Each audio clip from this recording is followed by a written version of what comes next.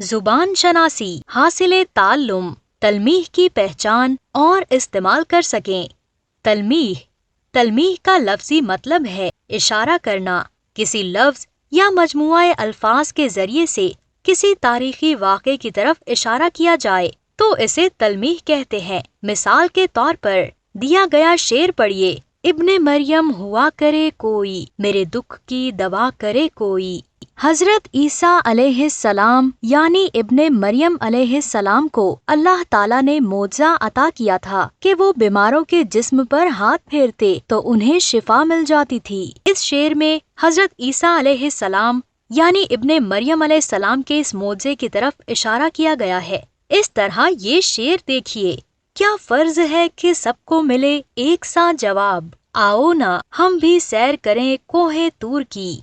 इस शेर में हजरत मूसा अलैहिस्सलाम के वाक़े की तरफ इशारा किया गया है। एक बार हजरत मूसा अलैहिस्सलाम ने कोहे तूर पर चढ़कर अल्लाह ताला को देखने की ख्वाहिश का इजहार किया था। उसके जवाब में अल्लाह ताला ने कोहे तूर पर अपनी तजल्ली डाली तो हजरत मूसा अलैहिस्सलाम उस तजल्ली की ताब न लाते हुए बेहोश हो गए थे। सवाल नंबर 6, मिसाल के मुताबिक दी गई तलमीहात को पहचानते हुए इन्हें अपने जुमलों में इस्तेमाल कीजिए। पहली तलमीह है हातिम ताई, अफलातून, फिरौन, आबे हयात, कारून का खजाना। मिसाल, वो हातिम ताई की तरह खुले दिल से खर्च करता है। अजीज तलबा, एक मिसाल तो आपने पढ़ ली, अब मैं आपके सामने दीगर तलमीहात को जुमलों में इस्तेमाल करती हूँ। अफलातून, इसका जुमला कुछ यूँ बनाते हैं, वो खुद को अक्ले कुल समझता है, गोया वो अफलातून है। फिरौन, इसका जुमला कुछ यूँ बनता है,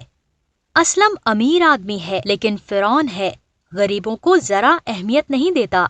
आबे हयात, अहमद के दादा जान ने आबे हयात तो नहीं पी, उनकी उम्र 110 साल है।